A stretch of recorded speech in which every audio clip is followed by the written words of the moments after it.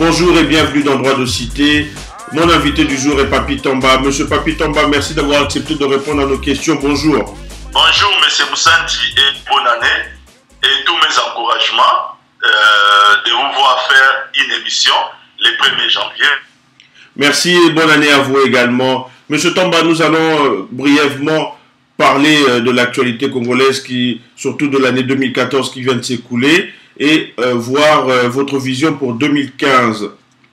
Monsieur Tamba, est-ce que vous pouvez nous parler de ce que vous avez retenu durant l'année 2014? L'année 2014, je pense avoir retenu plusieurs choses, mais je veux plus parler de la fin. Pour moi, l'événement qui a marqué la fin de cette année, le chef de l'État est revenu hier là-dessus, c'est la mise en place du gouvernement de cohésion nationale. Moi, je crois que c'est un premier défi. C'est un premier défi qui vient d'être relevé avec espoir de voir que cela puisse se consolider. Parce que moi, je suis toujours partisan de l'ouverture. Moi, j'ai toujours été convaincu et persuadé que les vraies valeurs dans notre pays, on ne les trouve pas que dans la majorité, encore moins au PPR de mon parti. Les vraies valeurs, on peut les trouver dans la société civile et aussi on peut les trouver dans l'opposition. Un gouvernement qui a mis quasiment 14 mois pour voir le jour. C'est un gouvernement qui a mis 14 mois, comme vous le dites, parce qu'il y avait des tractations. Et vous savez, dans l'histoire de la République démocratique du Congo, je ne parlais pas des contextes de post-conflit où on a mis en place le gouvernement d'union nationale. Mais le gouvernement de cohésion nationale sous ces formats, c'est la première fois. Des tractations, M. Tamba, qui a vu aussi votre déception, puisque on pouvait s'attendre à vous voir dans ce gouvernement et finalement vous n'y êtes pas. Êtes-vous un homme déçu? Je ne comprends pas trop ces langages, M. Moussa. Vous savez, c'est tous les matins que je me réveille sur Facebook, que les gens m'écrivent ça, et ça me fait un peu rire. Ça me fait rire parce que si vous regardez la mouture de ces gouvernements, du moins dans les cas de la majorité, vous remarquerez que la plupart sont soit des chefs de parti ou des quotas des chefs de parti. C'est un gouvernement qui a toute une architecture qui a été mise en place et c'est un gouvernement qui compte 47 membres et vous connaissez le quota réservé à la majorité présidentielle. Nous devons sortir un peu de cette logique de penser que servir son pays ne peut se faire au niveau du gouvernement. Mais je suis à Kinshasa depuis pratiquement 3 ans, 3 mois. Je connais plusieurs personnes dans ce pays qui n'ont jamais été membres du gouvernement, qui sont très à l'aise dans leur peau quand ils servent leur pays. Et je peux vous le dire qu'ils ne regrettent pas ces statuts-là. Étiez-vous, M. Tamba, candidat, oui ou non, à un poste ministériel? Vous savez, on n'est pas candidat dans un gouvernement qui, sans nomination, relève d'un pouvoir discrétionnel du président de la République. Un gouvernement, on vous consulte, on vous propose. Mais vous n'êtes pas candidat pour dire que je vais être ministre à tel poste. Je n'ai pas été candidat, je n'ai pas été consulté pour ça. Et vous savez très bien que des personnes qui influent ou qui ont influé pour la mise en place de ces gouvernements au niveau de la majorité, ce sont des gens ou des personnalités que je côtoie régulièrement. Donc vous devez bien vous douter que s'il y avait quelque chose dans ce sens-là, je pense que je l'aurais su aussi. Mais ne vous en faites pas, l'humble serveur Papi Tamba est tenté de faire son chemin dans la politique en République démocratique du Congo et il est à l'aise dans sa peau, il est tenté de construire son devenir. Monsieur Tamba, vous parlez de construction de votre futur et de votre carrière, mais pour votre parti, le PPRD, quelle est la construction que le PPRD réserve au Congo et aux Congolais pour l'année 2015? Le PPRD étant les plus grands partis de la République et étant les partis au pouvoir, je crois que le PPRD a pour première mission, c'est d'accompagner les gouvernements par rapport à la vision mise en place par les chefs de l'État sur la révolution et la modernité. Le PPRD va accompagner dans quel sens? En tant que parti politique, le PPRD peut sensibiliser à une adhésion à cette vision. Le PPRD peut, à travers les ministres de son parti, peut-être proposer aussi certaines choses que les ministres pourraient s'approprier. Le PPRD essaie de participer, mais la plus grande participation, c'est au niveau de la Chambre basse du Parlement, où nous avons un nombre important de députés, si pas le plus grand nombre de députés. Le PPRD a la responsabilité, c'est aussi de voter les lois qui vont permettre au gouvernement de la République de réaliser ses ambitions. Et le PPRD... l'apport de mon parti. Ce pays avance avec un leadership du chef de l'État. Les pays avancent. Le PPRD, M. Tomba, c'est aussi le parti qui doit aussi soutenir le ressenti du peuple. Lorsque le peuple congolais rejette une tentative ou de révision constitutionnelle, est-ce que le PPRD ne doit pas plutôt se fier aux Congolais et à soutenir l'élan du peuple congolais? Vous savez, la question que vous me posez, je pense qu'elle est importante pour que nous puissions trouver de nouveau une tribune pour expliquer les choses. Monsieur Moussandi, notre pays se spécialise dans les mauvais et dans les faux procès qu'on veut faire à tout va aux gens qui essaient de développer une certaine intelligence dans leurs analyses. Les PPRD posent tout simplement les véritables problèmes que nous avons dans notre pays. Les PPRD ne vont pas à l'encontre d'une volonté populaire que personne ne peut même aussi déterminer ou quantifier, parce que je ne sais pas si base de quoi peut-on parler d'une volonté populaire si nous, dans le contexte actuel des choses. Mais qu'à cela ne tienne, les PPRD expliquent les choses. La situation dans notre pays, si nous ne prenons pas les taureaux par les cornes, M. Moussandi, nous allons faire des jours difficiles pour l'avenir institutionnel de notre pays. Aujourd'hui, j'ai fait cette émission avec vous, nous sommes le 1er janvier 2015. Quel est l'état des faits? L'état des faits est que nous sommes en train de poursuivre maintenant une troisième année où les Sénats, les assemblées provinciales et les gouverneurs des provinces sont en dépassement des mandats. Ça, c'est l'état des faits. L'état des faits n'est pas sur la personne du chef de l'État qui a un mandat qui continue à courir. L'état des faits est que nous sommes le 1er janvier 2015, nous n'avons encore organisé aucune élection locale. Le PPRD est en train de sensibiliser la population pour dire que dans un État, et le chef de l'État l'a repris dans son discours de c'est l'État, la nation, et les élections pour accéder au pouvoir, même au sommet de l'État dans notre pays, ça doit se faire par les schémas des élections. Or, les élections dans notre pays ne sont pas que les élections présidentielles ou législatives. C'est à tous les différents niveaux. Les PPRD proposent des solutions.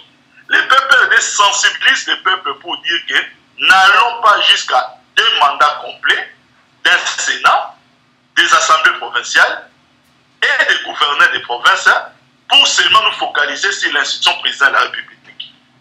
Les PPRD aussi dit n'allons pas précipitamment vers une 3e élection présidentielle sans que nous puissions organiser une seule élection locale. Maintenant, les solutions sont tout à fait possibles si on peut se mettre ensemble parce qu'avant 2016, il reste encore pratiquement 2 ans. Nous sommes en début 2015. Les gens refusent de réfléchir. Les gens ne veulent même pas se donner la peine pour dire que cette situation commence à devenir préoccupante. Trouvons la solution. Les gens sont fixés sur un individu, non pas sur l'institution qu'il gère, seulement l'individu. Pour dire que cet individu-là, sa tête ne nous plaît pas, pour des raisons qui leur appartiennent, et nous allons sacrifier l'ensemble du processus électoral à cause d'un seul individu. Et voilà. Parlons un peu, encore une fois, de votre mouvement et des défections qu'il y a au sein de votre mouvement. Une des grandes personnalités à avoir quitté votre mouvement, c'est M. Jean-Claude Mouyambo, un grand baron du Katanga, qui avait décidé de ne plus faire partie du PPRD et s'était déclaré désormais membre de l'opposition. Comment avez-vous réagi lorsque vous avez vu la sortie médiatique de M. Mouyambo? D'abord, M. Mouyambo, si je dois reconnaître son ancienne appartenance à la majorité présidentielle, il n'a jamais été membre du PPRD. Lorsque vous avez un parti politique au sein d'une plateforme qui participe aux institutions, le poids de votre parti ne se trouve pas dans les déclarations que vous pourriez faire, mais c'est par rapport à votre représentation au sein de l'hémicycle. Et vous pouvez me dire si le parti de Mouyambo Scode a combien de députés pour essayer de parler de son poids politique. C'est là que maintenant je pourrais comprendre les termes des barons. Les autres termes ne m'intéressent pas. Mais M. Mouyambo, que je connais personnellement, je dois le préciser ici, j'ai eu à faire plusieurs émissions pour essayer un peu de les contredire lorsqu'il prenait et lorsqu'il était dans sa démarche de dénoncer le gouverneur Moïse Katumbi. Un monsieur respectable. Les gens ne doivent pas être amnésiques. C'est ça que j'ai toujours demandé aux Congolais. Ce que Mouyambo est en train de dire aujourd'hui, contre la majorité ou contre la personne chef de l'État est moins grave que les 13 lettres ouvertes qu'il avait adressées au gouverneur Moïse Katumbi. Les gens ne doivent pas avoir une mémoire courte. Mais M. Mouyambo n'a pas reçu le gouverneur Moïse Katumbi chez lui à la maison. M. Mouyambo a rejoint le gouverneur Moïse Katumbi pour aller l'appeler son frère. Après avoir écrit 13 lettres ouvertes, c'est les personnages. Des gens qui le connaissent plus ou moins sauront que c'est quelqu'un qui se distingue de la vacuité. Et ce n'est pas un homme politique qui peut tellement intéresser en termes de cohérence dans les positionnements politiques. Donc je pense que vous avez déjà l'idée générale de comment je pense de ces déclarations actuelles et comment je pense de l'homme. Et qu'est-ce que je pense plutôt de l'homme. Pour moi, M. Yambo, je peux vous le dire, ne soyez pas surpris qu'un jour, qu'il revienne dans sa famille politique et la majorité, pour dire encore des choses qu'il avait dites à l'époque concernant le gouverneur Moïse Katumbi. Alors, laissez-vous sous-entendre que le séjour de M. Mouyambo à Paris et à Bruxelles, là où il a rencontré plusieurs combattants, serait une manipulation, comme une partie aussi des combattants l'ont analysé et l'ont dénoncé. Il y a une partie de combattants qui ont tout de suite vu en M. Mouyambo un espèce d'espion qui viendrait pour détruire leur mouvement. Non, je ne dirais pas jusqu'à appeler M. Mouyambo espion, parce qu'il n'est pas dans l'intérêt du chef de l'État d'envoyer M. Mouyambo pour aller parler avec les combattants pour qu'on puisse les considérer comme espions. Non, ça c'est mal connaître la personne ainsi que son mode de gouvernance. En revanche, et ça je l'ai toujours déploré, c'est ça qui fait que je m'intéresse de moins en moins dans l'affaire des combattants, c'est que lorsque nous parlons des combattants, nous n'avons pas affaire à des gens qui ont un idéal politique. Nous avons affaire avec des gens qui ont été manipulés par les discours qui expriment de la haine. Ce sont des activistes, M. Tomba, ce sont des activistes, ce sont des forces. Laissez-moi vous dire ce que je pense, parce que M. Moussandi, le mouvement des combattants, je vais dire sans aucune prétention, je vis leur naissance parce que quand ces mouvements sont nés, j'étais déjà au niveau de la France dans la politique active. Et j'essaie de voir leur évolution. Je peux essayer d'en parler. Je pense, je peux essayer d'en parler justement, si vous permettez l'expression. Ben, si vous vous trompez, vous accepterez aussi que je vous recadre, puisque tout comme vous, j'ai vu aussi le mouvement naître. Non, je ne suis pas en train de dédier au mouvement de combattants l'activisme. Vous savez, l'extrême gauche et l'extrême droite, ce sont les gens qui se disent aussi des extrémistes. En France, on a connu Action Directe, des gens qui se sont aussi dit des activistes. Et le problème n'est pas à ce niveau-là. Je suis en train de dire que ce sont des gens qui ont des problèmes avec la personne de Joseph Kabila. Lorsque vous êtes avec la personne Joseph Kabila, vous avez des problèmes avec eux. Et un jour, quand vous êtes contre la personne Joseph Kabila, vous deviendrez leur ennemi. Plutôt leur ami plutôt. C'est comme ça que nous avons connu les registres Gécoco. Vous savez, lorsque Gécoco est venu faire son aventure, moi qui vous parle, M. Moussandji, à l'époque j'étais encore d'accord avec Mikel, j'ai fait une émission pour dénoncer Gécoco. J'ai été insulté, j'ai été très menacé, traité dans tous les sens. Les gens peuvent avoir l'élégance au moins de reconnaître aujourd'hui que l'humble et serveur Papita avait raison sur certaines choses. Moi, je ne viendrai jamais flirter avec les combattants parce que je suis en désaccord avec le chef de l'État. Si demain, ça devrait arriver que je sois en désaccord avec le chef de l'État, je vais former un axe où moi je ferai ma politique, mais je ne viendrai pas flirter avec les combattants parce que je ne suis jamais d'accord avec leur façon de faire les choses. Donc, je ne chercherai pas, bien entendu, leur soutien. Et dans la vie politique, il faut avoir le courage de ces idées. Je vais finir par là pour vous dire que François Mitterrand en 1981, il savait que la France, dans sa large majorité, était contre l'abolition de la peine de mort. Et il savait qu'il jouait un enjeu important pour se faire élire. Mais quand on lui a posé la question sur la peine de mort, il a pris une position contre l'opinion. Il arrivait que moi, je ne suis plus d'accord avec la politique menée par les chefs de l'État. J'ouvrirai un axe politique parce que je fais de la politique, mais je ne viendrai jamais flirter avec les combattants pour parler lumbe, mouette, commencer à faire des choses qui... Je ne comprends pas la politique de cette manière et je ne ferai jamais allégeance aux combattants. Maintenant, c'est clair que je ne suis pas en train de dédier leur mouvement. Je déplore seulement que je n'aie pas en face de moi un mouvement qui puisse avoir un idéal politique. Mais c'est un mouvement qui a la haine contre un individu pour qu'ils acceptent tout cela qui sortirait du bateau du chef de l'État. Voilà. Poursuivons M. Tamba avec les événements de 2014 et parlons maintenant du retour de M. le gouverneur de la province du Katanga, M. Moïse Katumbi. Après quasiment 3 mois d'absence inexpliquée, M. Katumbi a fait un retour triomphal dans sa région. Comment avez-vous vu cela et qu'est-ce que vous avez interprété par rapport à tout ce qui avait été dit, l'empoisonnement, non-empoisonnement, une maladie et ce retour triomphal qui fait aujourd'hui dire aux analystes spécialistes que Moïse Katumbi serait désormais un candidat pour les futures élections présidentielles en 2016? Merci, monsieur Moussa. Je vous posais là une question importante et je vais solliciter un peu votre intelligence puisque c'est la première fois que je vais essayer de m'expliquer à ce sujet pour me laisser un peu de temps. D'abord, l'absence prolongée du gouverneur en dehors du pays avait des raisons. Vous n'allez pas dire que c'était une absence inexpliquée, puisque vous-même dans la question, vous essayez d'évoquer certaines suppositions ou certaines rumeurs liées à ça. Un gouverneur de province ne sort pas du pays pendant autant de temps s'il n'y a pas une raison qui puisse le justifier. Aujourd'hui, dans un cadre institutionnel, il serait sanctionné si c'était le cas. S'il n'est pas sanctionné, c'est parce qu'il y avait des raisons. Maintenant, la particularité... Mais connaissez-vous, M. Tamba, connaissez-vous les raisons exactes? Puisque pour l'instant, même le gouverneur lui-même n'a pas justifié réellement. Est-ce que vous êtes au courant les raisons exactes qui ont poussé M. Katumbi à être aussi longtemps absent? Vous savez, quand les raisons relèvent d'ordre privé, les problèmes de santé, c'est un problème d'ordre privé, on essaye de les évoquer globalement, on ne va pas aller en détail. Donc c'est ce que je vous dis qu'il y a des raisons justifiées, sinon à son retour il serait sanctionné, ce qui n'est pas le cas. Mais pourtant M. Tamba, on vous a vu, vous le gouvernement, ou vous sur la toile, sur internet, et le gouvernement sur la RTNC, publier quand même des informations privées concernant la maladie du président de l'UDPS, M. Etienne Tshisekedi. On n'a pas publié des informations privées concernant la situation du président de l'UDPS. Pas du tout.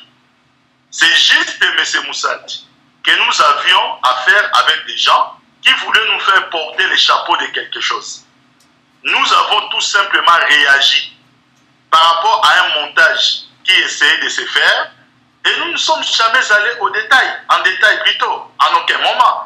Parce que nous pensons que cela relève de la vie privée. Les documents officiels de la demande du médecin, c'est quand même un document privé contenant des informations privées sur la maladie de l'homme.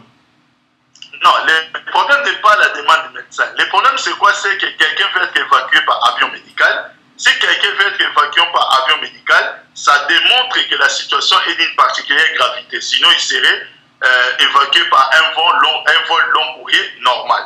Mais lorsque vous avez affaire avec des gens qui ont fait les choses telles qu'elles se faisaient, vous savez, quand quelqu'un s'est fait évacuer de cette manière, tout est envisageable. Il ne faudrait pas que si le malheur était arrivé, que nous n'avons jamais souhaité, qu'on puisse penser que nous aurons été à la manœuvre. Nous étions dans une démarche totalement politique, et cette démarche-là politique, sous d'autres cieux, il y a des gens qui le font aussi à leur manière. Mais pour revenir à votre...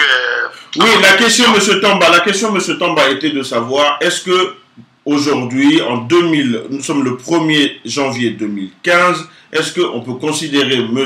Moïse Katumbi comme désormais faisant partie de l'opposition? Non, pas du tout. Pas du tout, M. Moussadi. Vous savez, j'entends des gens le dire, je lis déjà des choses sur Internet, des choses qui me font un peu rire. Ça me fait rire parce que des gens qui écrivent ce genre de choses, curieusement, ce sont des gens qui vivent dans des pays à vieille tradition démocratique. Ils vivent en France, ils vivent en Belgique, ils vivent partout. Ils oublient qu'en France, par exemple, les pays là où vous vivez, qu'à un certain moment, nous avons observé une sorte de diatribe. C'était direct entre le président Sarkozy et le président Chirac. Ça n'a pas amené une personne dans l'opposition. C'est l'exercice d'une démocratie. Nous avons assisté à cela en France. Lorsque nous tendons vers la fin de quelque chose dans une démocratie, ça ouvre les jeux. Et il y a toujours un problème de positionnement dans n'importe quelle démocratie au monde. Je pense aux États-Unis d'Amérique, entre le président Barack Obama et Hillary Clinton, quand les jeux étaient ouverts sur le plan politique, c'était parti très loin. Aujourd'hui, au sein du parti de l'IMP en France, vous savez, entre Fillon par exemple et Sarkozy, entre les clans groupés et ainsi de suite, vous êtes au courant de ce qui s'est fait. Alors, devons-nous comprendre aujourd'hui que monsieur Joseph Kabila, monsieur Tamba, permettez-moi de poser la question, devons-nous comprendre aujourd'hui que monsieur Joseph Kabila est en conflit direct avec monsieur Moïse Katumbi pour les futures échéances de 2016? Les chefs de l'État ne peuvent pas être en conflit avec le gouverneur Moïse Katumbi parce qu'il est chef de l'État. Le gouverneur Moïse Katumbi est gouverneur qui a été nommé sur ordonnance présidentielle. Un gouverneur candidat. Un gouverneur possible candidat pour 2016. Mais attendez, être possible candidat pour 2016, ça ne vous met pas en conflit avec les chefs de l'État. Sinon, les chefs de l'État seraient en conflit avec tous les 11 candidats aux élections, les 10 autres candidats aux élections présidentielles. Le chef de l'État n'est pas candidat à sa succession.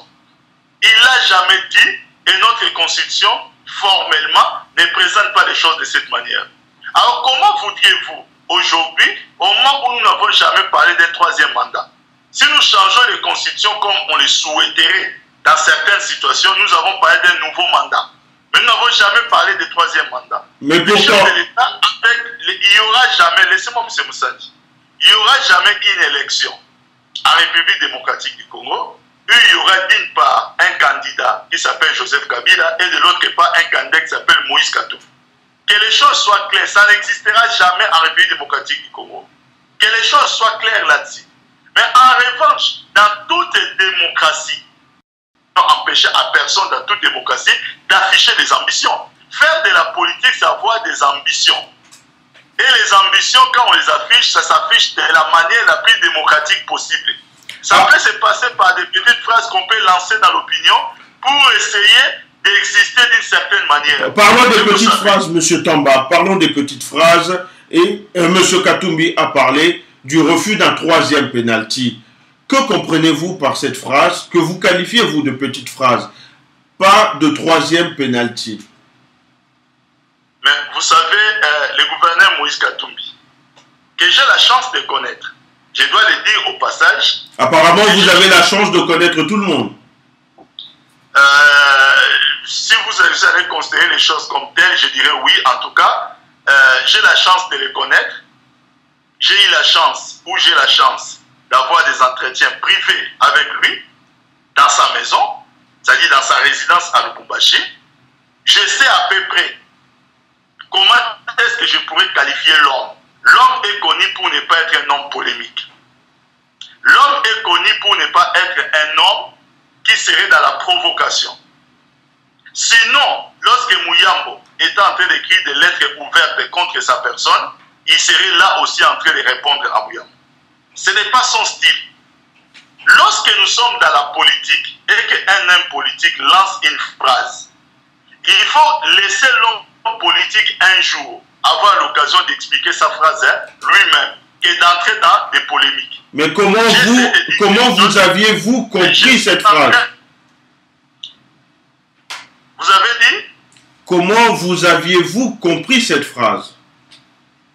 Mais je suis en train de vous dire ceci, que connaissant l'homme, et sachant que l'homme ne se verse pas dans la polémique, je sais que l'homme expliquera aussi la phrase à sa manière. La phrase telle que les gens les comprennent, qui continuent à comprendre les choses de cette manière. Nous sommes dans l'exercice de la démocratie. Et dans l'exercice de la démocratie, l'homme politique tient ou cherche à exister.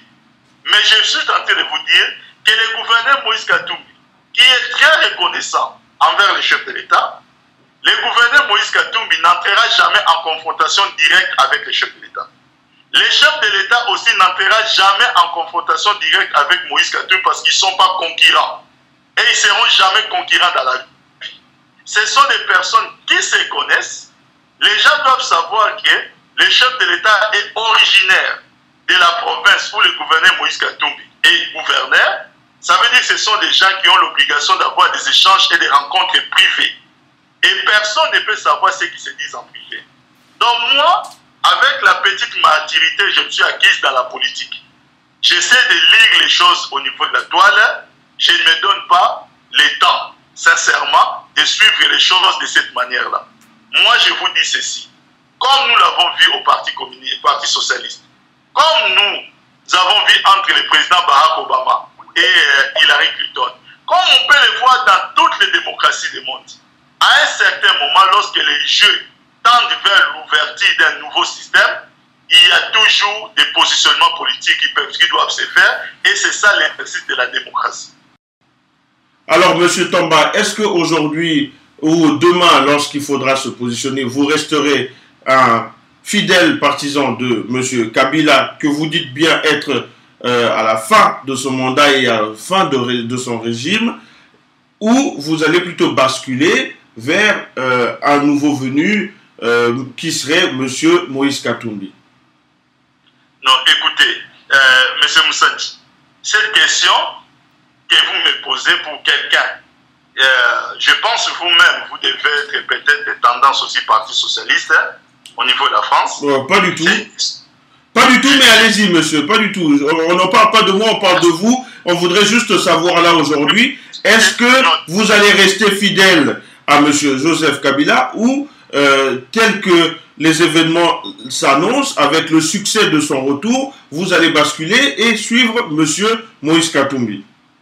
Mais je suis en train de vous dire ceci, que le chef de l'État est l'autorité morale de la majorité, et en tant que tel, il a été le candidat soutenu par la majorité présidentielle. Dans le contexte actuel des choses, où nous voyons des choses se dessiner, la majorité n'a pas encore dit son mot parce que la majorité va se positionner. Et la majorité ne se positionnera pas derrière plusieurs candidats. Nous revivons dans un régime où il y a la discipline des partis. Ce n'est pas un problème des individus. C'est un problème de positionnement politique lorsque vous essayez de faire la politique avec un idéal. Il ne faut pas réduire les problèmes sur ces champs-là. La majorité au pouvoir ne cessera pas d'exister, tout simplement parce que le chef de l'État n'est pas candidat à sa succession. La majorité va continuer à exister et aura forcément un candidat. Et au moment où nous parlons, le gouverneur Moïse Katumbi est dans la famille. Comme je vous ai donné l'exemple de ce qui s'est passé en France, de ce qui s'est passé aux États-Unis. On a bien compris. On a bien compris, M. Tomba. Parlons en quelques mots du nouveau gouvernement, le gouvernement Matata Ponyo II, qui a vu la création ou le retour du vice-ministre pour les Congolais de l'étranger, M. Antoine Boyamba. On aurait pu croire que ce poste pouvait vous revenir.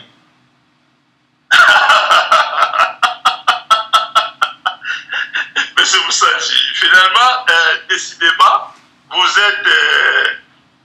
voulez à tout prix aujourd'hui que nous puissions faire une émission avec les vœux que les autres peut-être aimeraient. Vous savez, l'Embe et Seva Papitamba n'influent pas dans les choix des ministres. Ils n'influent pas.